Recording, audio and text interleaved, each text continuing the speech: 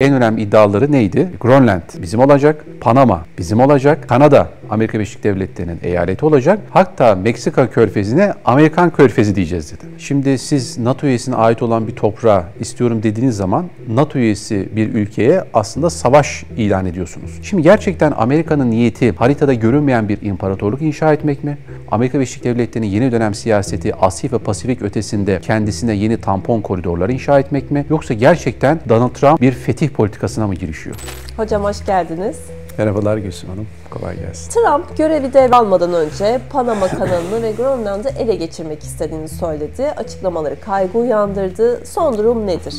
Tabii Donald Trump'ın ilk başkanlık dönemi yani Trump 01 dediğimiz dönem gerçekten Amerika Birleşik Devletleri'nin küresel siyaseti bakımından daha sert.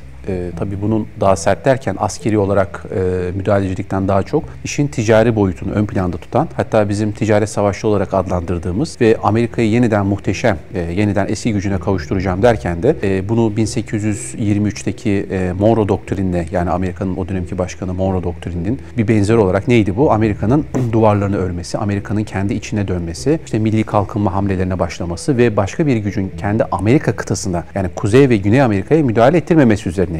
Ama 100 yıl sonra ne oldu? Büyük bir cihan harbi patladı. Arkasından kısa bir süre sonra 2. Dünya Savaşı ve Amerika o 100-110 yıllık demlenme, mayalanma döneminden tam anlamıyla askeri, siyasi ve ekonomik bir güç olarak kendini gösterdi. Ve bugün Amerikan tırnak içerisinde imparatorluğu dediğimiz süreç belki de o 1823'e dayanan bir modele benziyordu. Şimdi bugün Donald Trump'ın söylemleri de Monroe dönemine de benzediğini söyleyebiliriz. Ve Donald Trump ilk döneminde olduğu gibi ikinci döneminde başlarken çok kısa bir süre sonra biliyorsunuz başkanlık koltuğuna oturacak. Amerika'yı yeniden muhteşem yapacağım dediğiyle beraber ne söyledi? Yine göçmen karşıtı, yeni işte Meksika duvarını öreceğiz demesi ve Amerika'ya ait olanları geri alacağız demesiyle ön plana çıktı. Tabii bir tarafa İsrail'e de parantez açtı. İsrail desteklemeye devam edeceğiz dedi. Hatta Biden'ın yapmış olduğu politikaları da aptalca bularak o hatalara düşmeyeceğiz dedi. Hatta bu yaşanan yangın hadisesinde yine Biden'ın politikalarına bağladı. Şimdi dolayısıyla bugün Donald Trump yani 20 Ocak'tan sonra koltuğa oturduğunda günümüzde yapmış olduğu açıklamaların etkisiyle beraber bunu sahada görebileceğimiz bir potansiyel ortaya koyuyor. Ki bunda bence en önemli iddiaları neydi? Grönland bizim olacak, Panama bizim olacak, Kanada Amerika Birleşik Devletleri'nin eyaleti olacak. Hatta Meksika körfezine Amerikan körfezi diyeceğiz dedi. Şimdi bunlar sahada ciddi reflekslere sebep oldu Gülsüm Hanım. Bir anda tabii ki o coğrafyaların sahibi olan ülkeler hayır biz toprağımızı kimseye vermek gibi niyetimiz yok. Bununla mücadele etmeye de hazırız dedi. Şimdi gerçekten Amerika'nın niyeti haritada görünmeyen bir imparatorluk inşa etmek mi? Amerika Birleşik Devletleri'nin yeni dönem siyaseti Asya ve Pasifik ötesinde kendisine yeni tampon koridorları inşa etmek mi? Yoksa gerçekten Donald Trump bir fetih politikasına mı girişiyor? Şimdi bunların cevabını çeşitlendirebiliriz ama ben askeri manada Amerika Birleşik Devletleri'nin ordusuyla orayı işgal edip orayı ele geçirmek, fethetmek gibi niyeti olduğunu şahsen düşünmüyorum. Amerika'nın diyeceksiniz ki son dönemde kazandığı bir savaş var mı? Söyleyin. Hiçbir savaş yok ki Vietnam bunalımı hala biliyorsunuz sendromu, Afganistan ve Irak savaşları. Hatta bugün Suriye'de işte yine Amerika Birleşik Devletleri'nin bir şekilde kaybetmişliğini de görüyoruz. O zaman ne yapmak isteyecekler? Benim Donald Trump'ın söylemlerinden çıkardığım şu, jeopolitik olarak aslında Amerika Birleşik Devletleri'nin kendi Lebensraum'unu yani Nazilerin, Almanların deyişiyle kendi yaşam sahasını inşa etmeye çalışıyor. Peki Grönland neden önemli? Grönland biliyorsunuz coğrafi konumu, doğal kaynakları ve askeri potansiyeli ve küresel iklim değişikliği bakımından da çok önemli bir hinterland. Ve tabii şunu da söylemek gerekir. Maalesef ki diyoruz, küresel ısınmanın getirmiş olduğu aşırı ısınma Kuzey Kutbu'ndaki buzulların erimesine sebebiyet verdi. Ve buzulların erimesiyle de biliyorsunuz Gülsüm Hanım orada bir ticari rota oluştu. Ve bu ticari rota kutupların İpek Yolu olarak anılmaya başlandı ve o kutupların İpek Yolu'nun biz daha konuşmadan evvel Rusya buranın öneminin farkına vardı ve Arktik coğrafyasına ciddi yatırımlar yaptı. Orada askeri üsler inşa etti. Oradaki petrol ve doğal gaz kaynaklarının ki 100 milyar varilden fazla petrol, trilyonlarca metreküp, daha tam rakamları bile kesinleştirilemedi, trilyonlarca metreküp doğal gaz kaynaklarının olduğu, hatta diğer başka zengin, önemli madenlerin de burada olduğu kesinleşti. Ve Rusya oraya işte buz kırıcı gemiler yaptırdı 30'dan fazla ki bunların tanesi neredeyse 100 milyon dolardan fazla maliyeti var. Bunların kimisi nükleer enerjide çalışıyor. Altılı kurt sürüsü dedikleri bir denizaltı filosu inşa ettirdi. yine o coğrafyaya gönderdi. Yani Rusya ne dedi? Burası aslında bir Rus denizi. Şimdi bunu söylerken Amerika boş durur mu? Bir de şimdi Amerika ile biliyorsunuz Rusya aslında komşu. Nereden komşu? Bering Boğazı'ndan komşu. Devasa Rus toprakları bir taraftan Bering Boğazı üzerinden Amerika ile komşu, bir taraftan da Avrupa ile komşu. Şimdi Rusya iki büyük kıta ile komşu olurken Arktik coğrafyasını tamamen Rusların kontrolüne bırakmak veya Rusya ile Çin ortaklığına bırakmak, terk etmek ne kadar mantıklı olur? Hiç mantıklı olmaz. Ve derhal Donald Trump'ın yeniden Grönland'in bize ait olacağı savını ortaya koyduğunu görüyoruz. Peki tarihte daha önce Amerika'nın böyle bir iddiası oldu mu? Oldu Gülsüm Hanım. 1948 veya 49 senesi yanlış hatırlamıyorsam Amerika yine, bakın dönem önemli, 2. Dünya Harbi'nin hemen sonrasında Grönland'i Danimarka'dan satın almak istedi. Ve Danimarka tabii ki bunu reddetti, kabul etmedi. Ve Amerika Birleşik Devletleri o tarihten sonra da Grönland üzerindeki emellerinden de, gayelerinden de vazgeçmedi. Peki şu anda Grönland'de Amerika'nın herhangi bir üssü var mı? Evet var. Thule dediğimiz hava üssü şu anda Amerika Birleşik Devletleri'nin güdümünde Grönland'de yer alıyor. Peki bu ne? Havadan herhangi bir balistik füze saldırısına karşı orası bir radar üssü. O zaman şu karşımıza çıkıyor Gülsüm Hanım. Demek ki olası bir küresel bir 3. Dünya Harbi'nde Grönland coğrafyası Kuzey Kutup Dairesi'nden Kuzey Yarımküresi ve Ekvator'a kadar olan yerin bir radar üssü, bir gözlemevi statüsünde. Hem bunun ticari manada hem askeri manada hem de tabii ki siyasi manada ciddi bir etki sahası olduğunu da görüyoruz. Diğer taraftan tabii Grönland'in çevresindeki deniz yollarının biraz evvel söylediğim gibi diğer ticari gemilerin de, yani geçiş rotasından bahsetmiştik ya, ulaşım bakımından da önemli. Mesela Arktik coğrafyasının açılması demek bizim işte örnek verelim, Pekin'den kalkan bir ticari geminin klasik, yani bizim geleneksel yol dediğimiz Hint Pasifik'ten Babül Mendeb Boğazı üzerinden Kızıldeniz'den Süveyş kanalı, ki biliyorsunuz Süveyş'te 1800'lerde açıldı. Normalde aşağı yukarı 25-26 gün kadar sürüyor. Ama siz Arktik coğrafyasını kullandığınız zaman, yani kuzey rotasını kullandığınız zaman Gülsüm Hanım 13-14 güne kadar düşüyor. Bu biliyorsunuz ticarette önemli olan zamandır. Zaman eşittir paradır. Ne kadar zamanı kısaltırsanız o kadar çok güvenlik riskiniz azalır ve o kadar çok da tabii ticari kazanımlarınız artar zamanla kazandığınız için. Dolayısıyla burada özellikle Amerika Birleşik Devletleri'nin hem Arktik coğrafyası ticaretini kontrol etmek hem de olası bir Çin-Rus ortaklığına karşı da burada bir varlık göstermeye çalıştığını söyleyebiliriz. Şimdi tarih olarak Grönland, Danimarka'nın kontrolünde bir coğrafya olsa da biliyorsunuz Danimarka aynı zamanda bir NATO üyesi. Şimdi siz NATO üyesine ait olan bir toprağı istiyorum dediğiniz zaman NATO üyesi bir ülkeye aslında savaş ilan ediyorsunuz.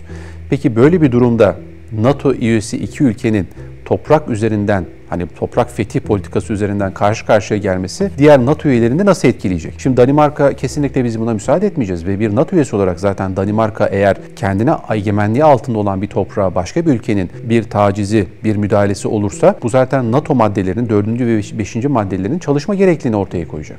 Yani nedir bu? Bir NATO üyesine yapılan saldırı bütün NATO üyelerine yapılmış demektir.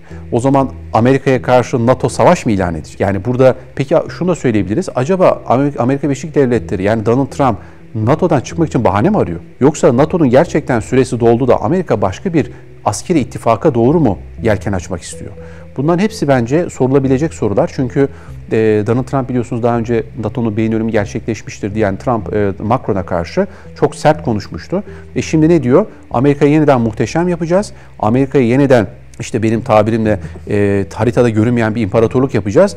Bunu yaparken siz NATO üyesi olarak nasıl gerçekleştireceksiniz? Yani Danimarka, şöyle söyleyebiliriz. Herhangi bir bir senaryo yazalım. Fiili bir müdahaleye karşı Danimarka'nın Amerika'ya karşı koyabilmesi tek başına tabii son derece zor. Ama Baltık ülkeleri bu anlamda bir araya gelerek veya Avrupa Birliği'nin bir duruşu gerçekleşebilir mi? Almanya, Fransa veya Rusya Grönland üzerinden Danimarka'nın yanında yer alıp, yani bu sefer diyeceksiniz ki NATO üyesinin yanında Rusya Federasyonu, nasıl olacak bu iş? O zaman çok farklı bir durum karşımıza çıkar. Bence Amerika da bunun farkında. Yani Amerika Birleşik Devletleri de Grönland üzerinden Danimarka ile savaşacak hali yok. Ama bence çıtayı çok yükseğe koyarak, hepimizi bir şok havuzuna sokarak Grönland üzerindeki egemenliğini ve etkisini daha da arttıracak. Belki bir 2-3 tane daha askeri üs koparabilirsem benim için faydalıdır. Çünkü Arktik bölgesi Çin'le Rusya'nın kendi suyu olma ihtimali var ve ben sadece kendim için değil Avrupa için de buradayım gibi bir imajı kabul ettirmek için belki böyle bir çalışma içerisine girebilir diye düşünebiliriz. Ama yine ifade edeyim, enerji kaynakları bence Amerika açısından birinci madde. İkincisi de tabii ki oranın askeri güvenliğini sağlanarak olası bir savaşta Kuzey Kutup Dairesi'ndeki bu güvenliğin Amerika tarafından sağlanması esas hedeflerden biri olarak da düşünebiliriz. Panama kanalı için bizim için hayati öneme sahip dedi Trump. Çin'in burada çok büyük ekonomik yatırımları var biliyorsunuz. Ne söyleyebiliriz? Şimdi Panama kanalı tarihi olarak dünya ticaretinin en önemli geçiş güzergahlarından biri. Biliyorsunuz Atlantik ve Pasifik okyanusunu birbirine bağlayan çok küçük bir su yolundan bahsediyoruz. Çok küçük bir su yolu ama gerçekten dünyaya etkisi oldukça büyük. Neden? Çünkü normal Panama kanalının olmadığı zamanları düşünelim. O klasik geleneksel yoldan Güney Amerika'nın Cape Horn'u gemilerin dolaşması gerekliliği vardı, zorunluluğu vardı. Bu da yaklaşık 13.000 kilometre daha fazla yol demekti. Şimdi Gülsüm Hanım 13.000 kilometreden bahsediyoruz. Yani inanılmaz bir zaman. Şimdi Panama kanalının açılmasıyla ve Panama biliyorsunuz son derece teknolojik bir kanal. O devasa gemiler suyun gergitini hesaplamasıyla beraber işte o kanala giriyorlar. Kimisi alçaltılıyor, kimisi yükseltiliyor ve oldukça da maliyetli. Şimdi bunun bir de gelir kısmı var. Dolayısıyla Panama kanalının stratejik önemi özellikle ticaret yollarının kısaltılması ve güvenliğin de aynı şekilde sağlanması bakımından son derece kritik. Peki ne var? Yıllık kaç gemi geçiyor diye baktığımız zaman bu coğrafyadan yaklaşık 14.000 gemi, ticari gemi bu coğrafyadan geçiyor ve bu dünya ticaretinin de Gülsüm Hanım %8'ine tekabül ediyor. Yani aslında dünyanın hani Süveyş diyoruz ya en önemli kanalı Süveyş değil bir numarası Panama kanalı. Şimdi dolayısıyla Amerika Birleşik Devletleri'nin durduk yere Panama'da bizim olacak demesinin de çok da tesadüf olmadığını söylemek gerekiyor. Şimdi tabii biliyorsunuz bir de Panama 1914 yılında inşa ediliyor Amerika Birleşik Devletleri tarafından ve Amerika'nın kontrolünde. 1977-78 tarihine kadar yani yeni biliyorsunuz ölen Jimmy Carter'ın başkanlığı döneminde Panama'ya bırakılması çalışmaları başlatılıyor ve 1999 20 yıl sonra Panama kanalının kontrolü Panama devletine devredilmiş oluyor. Belki o tarihe kadar hani Panama kanalının inşası önce Panama'yı çok da konuşmuyorduk. Küçük bir ülkeydi ama stratejik öneminin kanal inşasından sonra oldukça arttığını net bir şekilde görüyoruz. Şimdi Panama'nın iki okyanus arasındaki önemli geçiş olması Amerika açısından ne ifade ediyor? Birincisi Amerika Birleşik Devletleri'nin ticaret güvenliğinin ve ticaret savaşlarındaki ki önümüzdeki o başlatmak istediği ticaret savaşlarının en önemli aort damarlarından geçiş yerlerinden biri. Peki diğer önemini Amerika açısından olası bir savaş halinde Amerikan savaş gemilerinin hızlıca Atlantik ve Pasifik arasında hareketliliği. Şimdi bu Amerika'nın savaşa hazırlığı bakımından önemli. Bir de siz de ifade ettiğiniz Çin. Şimdi Çin'in biliyorsunuz Yeni İpek Yolu bağlamında ticari roturalar özellikle Deniz İpek Yolu'nun güvenliği son derece önem arz ediyor. Ve Deniz İpek Yolu'nun inşasında da Asya Pasifik geçişinde Panama kanalı Çin'in en önemli yatırım alanlarından biri. Şimdi diyeceksiniz ki Panama kanalını Çinliler mi yaptı? Hayır. Peki Panama kanalından geçen işte 14.000 gemi dedik yaklaşık. Buna 100 birim diyelim. 100 birim. 100 birimin 70 birimi Amerikan gemileri veya Batı'nın gemileri geçiyor. %30 yani 30 birim kadarı Çin gemileri geçiyor. O zaman neden Donald Trump işte Panama kanalı Çin'in hakimiyetine, Çin'in etkisine giriyor, buna derhal müdahale etmeliyiz diyor.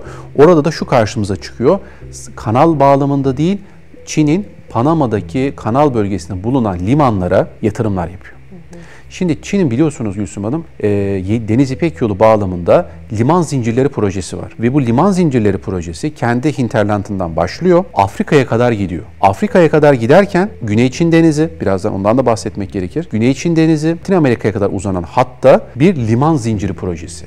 Çünkü Çin şunu biliyor, gelecekte geçmişte olduğu gibi suyu yöneten toprağı yönet ve suyu yönetmeniz için sadece sizin savaş gemileriyle değil, ticari gemilerle de orada varlığınızı göstermeniz lazım. Dolayısıyla Panama kanalında bulunan limanlara yapılan yatırım Amerika Birleşik Devletleri'ne eyvah dedirtti. Çünkü Afrika'da iş işten geçti. Afrika'da biliyorsunuz Cibuti başta olmak üzere oradaki liman ülkelerine Çin yatırımlar yaptı. Ve nasıl yaptı biliyor musunuz? Onları borçlandırarak yaptı. Borçlandırma diplomasi üzerinden Afrika ülkelerini kendisine bağladı. Çok basit. Bir mafyatik, bir yeraltı dünyasının aktörü gibi borç verdi. Borcunu ödeyemeyeceğini biliyordu ve borcu üzerinden limanlara el koydu Çin. Ve daha sonra bu limanları askeri liman haline getirerek işte bakın Afrika'da, Afro-Avrasya'da ben İpek Yolu projemi uyguluyorum demeye başladı ve bugün Çin'in 15.000'den fazla şirketi Afrika'da çalışmaya devam ediyor. Dolayısıyla Amerika Birleşik Devletleri'nin Afrika'nın yanında bir de Latin Amerika ve tabii ki Panama kanalını kaybetme gibi bir lüksü yok. Ama diyeceksiniz ki Panama ne cevap verdi?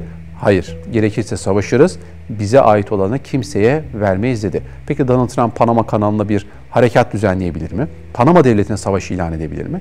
Bunu da çok mümkün görmüyorum. Sadece bu Çin'e karşı, Rusya'ya karşı bakın ben de buradayım, ben de denizlerdeki ticaret savaşlarına hazırım mesajını vermeye çalıştım. Şimdi Çin'in Panama üzerindeki etkisi Amerika Birleşik Devletleri'ni bu kadar çok tedirgin ederken ki işte bunu hani diğer Panama, işte Grönland, Kanada bunları hep beraber değerlendirmek lazım.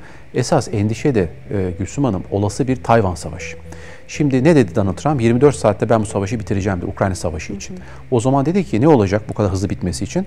Ukrayna'nın işgal haritası kabul edilecek. Yani de facto olarak Ukrayna maalesef bölünecek ve bir Berlin Duvarı inşa edildi. Bir soğuk savaş ringi olacak. Tamam. Peki sonra ne olacak? Xi Jinping, yine bunu sizle bir programda değerlendirmiştik. Xi Jinping'in 2013'te ilan ettiği Yeni İpek Yolu'ndan sonra Tayvan bizim ana vatanımızdır.